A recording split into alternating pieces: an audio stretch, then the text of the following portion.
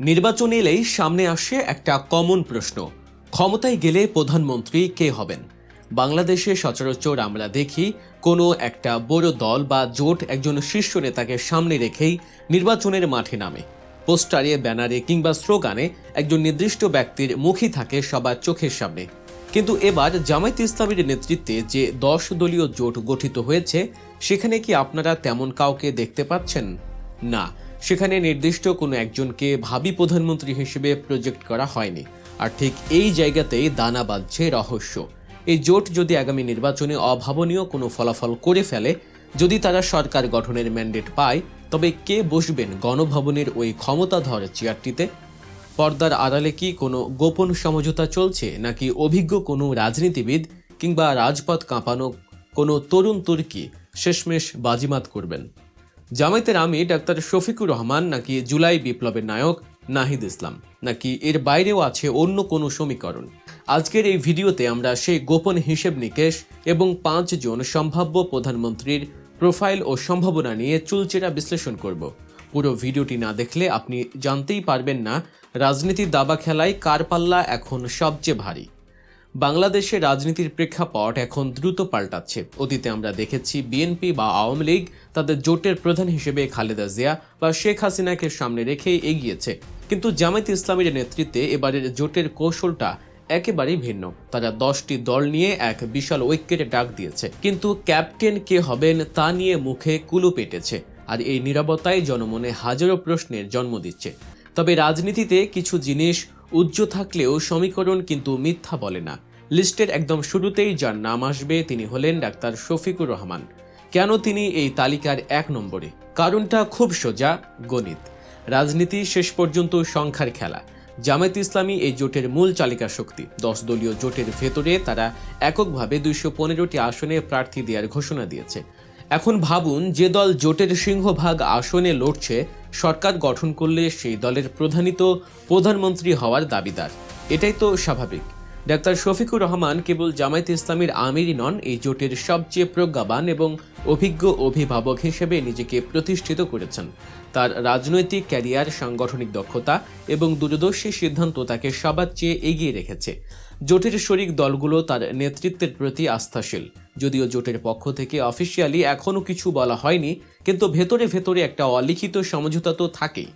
জামায়াতের মতো সুশৃঙ্খল দল যদি ক্ষমতায় আসে, তবে তাদের আমিরকে বাদ দিয়ে অন্য কাউকে প্রধানমন্ত্রী বানাবে, এমনটা ভাবা বোকামি। তাই রাজনৈতিক বিশ্লেষকরা এক বাক্যে মেনে নিচ্ছেন, এই জোট জিতলে ডাক্তার শফিকুর রহমান হচ্ছেন পরবর্তী প্রধানমন্ত্রী।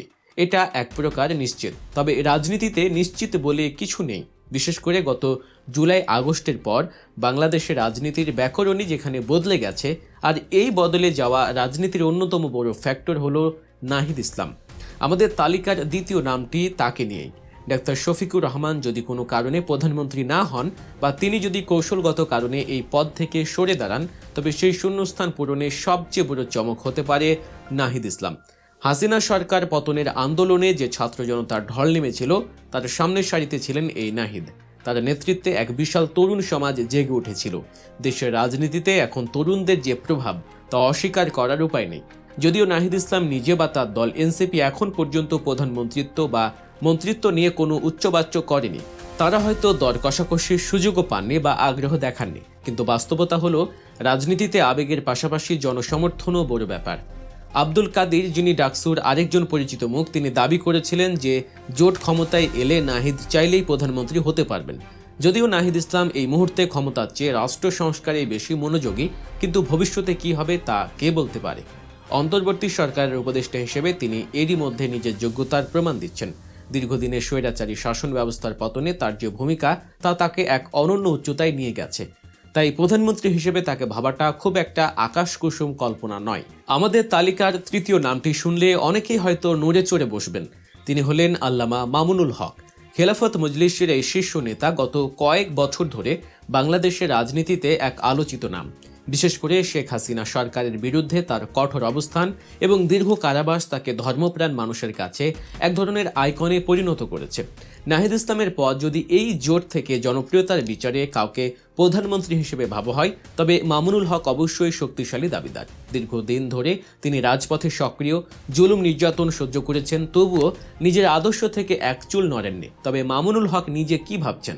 তিনি কিন্তু অত্যন্ত বিনয়ের সাথে বাস্তবতা মেনে নিচ্ছেন। তিনি পরিষ্কারভাবে মনে করেন এই জোটের প্রধান শরিক জামায়াত ইসলামী, আর যেহেতু জামায়াত প্রায় 2/3 আসনে নির্বাচন করছে, তাই সরকার প্রধানের পদটি তাদেরই প্রাপ্য।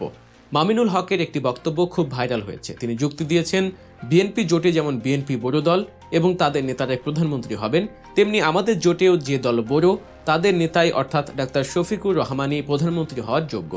এই বক্তব্যের মাধ্যমে তিনি নিজের অবস্থান পরিষ্কার করেছেন ঠিকই, কিন্তু রাজনীতিতে পরিস্থিতির চাপে অনেক কিছুই ঘটে। যদি এমন কোনো পরিস্থিতি তৈরি হয় যেখানে একজন সর্বজন গ্রাহ্য ধর্মীয় নেতার প্রয়োজন, সেখানে মামুনুল হক হতে পারেন এক বড় ফ্যাক্টর। এবার আসা যাক চতুর্থ সম্ভাব্য প্রার্থীর দিকে। তিনি কোনো সাধারণ রাজনীতিবিদ নন, তিনি রণাঙ্গনের বীর মুক্তিযোদ্ধা কর্নেল অলি আহমেদ বীর বিক্রম। লিবারেল ডেমোক্রেটিক পার্টি বা এলডিপির এই প্রেসিডেন্ট 10 দলীয় জোটের অন্যতম অভিজ্ঞ এবং হেভিওয়েট নেতা। অলি আহমেদের প্রোফাইলটা একটু ঘেঁটে দেখা যাক। তিনি খেতাবপ্রাপ্ত মুক্তিযোদ্ধা, মুক্তিযুদ্ধের সময় সাবসেক্টর কমান্ডারের দায়িত্ব পালন করেছেন। পরবর্তীকালে বিএনপির রাজনীতিতে যুক্ত হয়ে যোগাযোগ মন্ত্রীর দায়িত্ব সামলেছেন অত্যন্ত দক্ষতার সাথে। 1980 সালে সেনাবাহিনী ছেড়ে রাজনীতিতে আসা এই মানুষটি 2006 সালে বিএনপি ছেড়ে এলডিপি গঠন করেন। এতদিন তিনি বিএনপির নেতৃত্বাধীন 20 দলীয় জোটে ছিলেন, কিন্তু এখন তিনি জামায়াতের সাথে হাত মিলিয়েছেন। দেশের মানুষ সবসময়ই একজন অভিজ্ঞ, শিক্ষিত এবং দেশপ্রেমিক মানুষকে রাষ্ট্রপ্রধান হিসেবে দেখতে চায়। সেই ক্রাইটেরিয়া বা মানদণ্ডে কর্নেল অলি আহমেদ একদম পারফেক্ট। তার প্রশাসনিক অভিজ্ঞতা এবং ক্লিন ইমেজের কারণে তিনি প্রধানমন্ত্রী হিসেবে অনেকেরই পছন্দের তালিকায় থাকতে পারেন।